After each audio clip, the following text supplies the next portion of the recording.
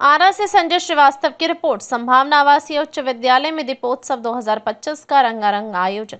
शहर के शुभ नारायण नगर मंझावा स्थित शांति स्मृति संभावना आवासीय उच्च विद्यालय के जुबली हॉल में शुक्रवार को 5 दिवसीय दीपोत्सव 2025 कार्यशाला सह प्रदर्शनी कार्यक्रम का समापन हुआ।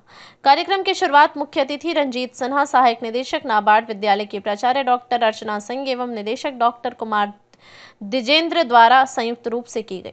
तत्पश्चात प्रदर्शनी का उद्घाटन किया गया और छात्र छात्राओं द्वारा निर्मित हस्तकला, मूर्तिकला तथा रंगोली कृतियों का स्वलोकन किया गया। इस मौके पर मुख्य अतिथि रंजीत सिन्हा, सहायक निदेशक नाबार्ड ने कहा, बच्चों की प्रतिभा को उभारने का काम स्कूल ही कर सकते हैं। यह स्कूल आपको शिक्षा के साथ क्रियाशील बनाने की दिशा में बेहतर कार्य कर रहा है। उन्होंने बच्चों को दीपावली की शुभकामना देते हुए कहा कि आप पर्यावरण के प्रति सजग रहें, ग्रीन पटाखे ही छोड़ें। प्राचार्य डॉक्टर अर्चना सिंह ने कहा कि दीपोत्सव अंधकार पर प्रकाश की विजय का प्रतीक पर्व है।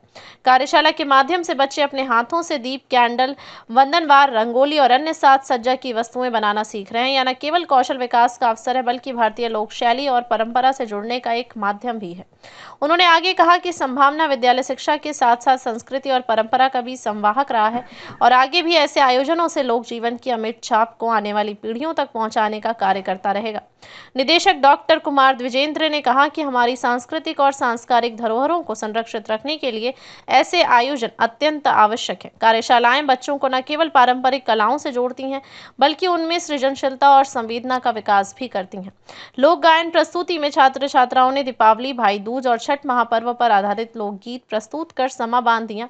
दीपावली समूह गीत 7 रंगों से बनी रंगोली को निशा कुमारी, प्रियंका सिंह, ज्योति कुमारी, साक्षी सिंह, अन्या कुमारी, सिमा कुमारी, कृति कुमारी, अर्चना सिंह और वंदना कुमारी ने प्रस्तुत किया। वहीं भाई दूज पर आधारित समूह गीत संजीव भड़िया के लाली धोड़िया की प्रस्तुति रश्मि सिंह, सौम्या सिंह, वंदना कुमारी, अदिति कुमारी, साक्षी सिंह, आस्था सिंह, शशि सिंह, राधा कुमारी और त्रिषा नंदनी ने की। छठ पूजा समूह गीत उगहे सूरज देव को प्रियंका सिंह, सौम्या सिंह, अदिति कुमारी, अन्या कुमारी, सिमा कुमारी आदि छात्राओं ने प्रस्तुत की।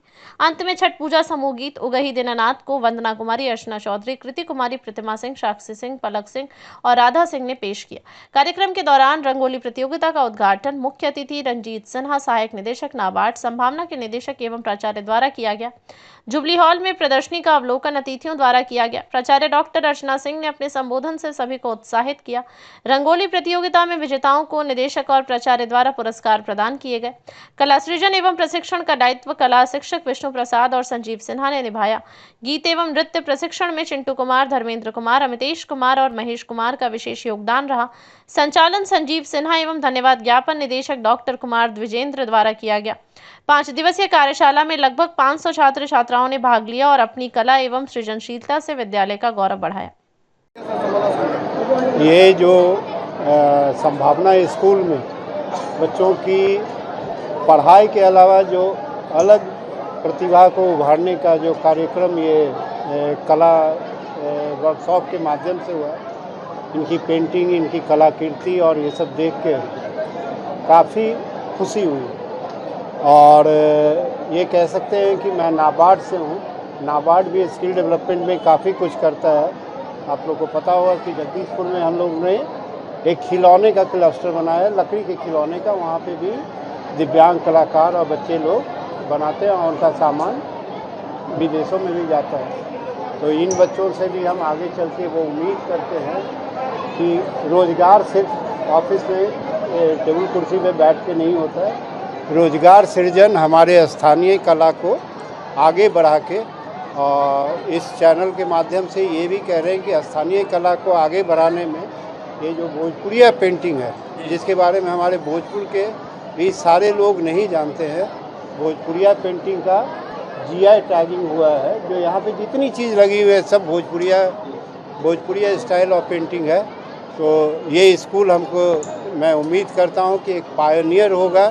ये प्रिया पेंटिंग को जब जीआई टैगिंग मिल जाएगा तब उसको आगे बढ़ाने में, भोजपुर की एक नई पहचान बनाने में मेरी इन बच्चों को दिवाली, छठ, दवात पूजा, चित्रगुप्त पूजा, गोधन पूजा, सबकी बच्चों को, आप सभी को बहुत बहुत शुभकामनाएं। देखिए, विद्यालय की एक परंपरा रही है, जो भी हमारे पर्व त्यौहार आते हैं तो हम लोग विद्यालय में बच्चों को अपने संस्कृति और संस्कार से जोड़ने के लिए कार्यशालाओं का आयोजन करते हैं। जैसे राखी के समय में राखी मेकिंग वर्कशॉप और अभी दीपावली, छठ और चित्रगुप्त पूजा, भैया दूज इत्यादि पर्व है, तो हम लोगों ने दीपोत्सव कार्यशाला का आयोजन विद्यालय में 5 दिवसीय किया था। और इस कार्यशाला से जो भी सामग्री तैयार हुई थी उसकी प्रदर्शनी भी लगाई गई थी। सर ने भी देखा, सारे लोगों ने देखा, आप लोगों ने भी देखा। और रंगोली प्रतियोगिता का भी आयोजन किया गया था, क्योंकि आज समय नहीं था इसलिए बच्चों को पुरस्कृत नहीं किया जा सका। कल इनको पुरस्कार दिया जाएगा। तो ये कोई नई चीज़ नहीं है, विद्यालय हर वर्ष इस तरह का भव्य आयोजन करता रहा है और आगे भी अपने संस्कार और संस्कृति के साथ चलने के लिए बच्चों को हम प्रेरित करने के लिए इस तरह के कार्यक्रम करते रहेंगे। पिछले 5 दिनों से हमारे विद्यालय में दीपोत्सव कार्यशाला का आयोजन हुआ था, जिसमें बच्चों द्वारा बनाई गई विभिन्न तरह की कलाकृतियों का आज प्रदर्शनी लगा है। आने वाले पर्व त्यौहार में से संबंधित जो चीज़ें उपयोग में लाई जा सकती हैं वे सारी चीज़ें बच्चों ने स्वतः इस कार्यशाला में बनाई। कार्यशाला करने का मतलब ये होता है कि बच्चों के अंदर जो कौशल है उसका विकास हो, वो अपनी क्षमताओं को समझें और साथ ही हमारे यहाँ का जो कल्चर है, हमारे जो संस्कार हैं उसको बच्चे समझें, ताकि आगे आने वाले दिनों में उसको लागू कर पाएँ। क्योंकि हम लोग जिस परिवेश में रहते हैं तो उसमें हर एक महीने में कुछ ना कुछ पर्व त्यौहार, कुछ ना कुछ संस्कृतियाँ हमारी हैं जिसको लेकर हम जीते हैं। जैसे छठ पर्व है, जो बच्चे अगर यहाँ से शिक्षा लेने बिहार से बाहर चले गए हैं, हालांकि हमारे यहाँ ऐसा नहीं है, छठ में विदेशों से भी लोग घर पे आते हैं वापस, लेकिन जो अपने घरों से जुड़े हुए बच्चे नहीं हैं, वे नहीं समझ पाते हैं कि छठ में सूप में कौन कौन सी चीज़ें रखी जाती हैं, कौन से गीत गाए जाते हैं। अगर हम लोग इन सब चीज़ों की शिक्षा न दें बच्चों को, आने वाली पीढ़ी को, तो पता चलेगा ये सारी चीज़ें लुप्त हो जाएंगी। आपने देखा कितनी सधे हुए स्वर में बच्चियों ने गाया, नहीं लग रहा था कि कहीं से, जैसा कि रंजीत सर ने भी बोला कि लग रहा था रिकॉर्डेड है, और सुनते हुए मेरे भी रोंगटे खड़े हो गए।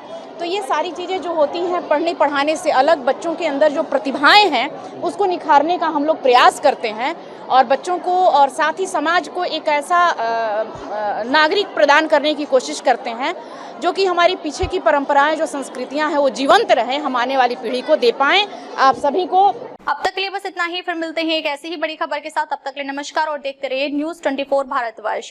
ताज़ा खबरों के लिए न्यूज़ 24 भारतवर्ष पेज को फॉलो करें और लाइक करें और सब्सक्राइब करें, बेल आइकन दबाना ना भूलें। अगर आप हमें फेसबुक, इंस्टाग्राम या ट्विटर के माध्यम से देख रहे हैं तो हमारे चैनल को कमेंट करें। धन्यवाद।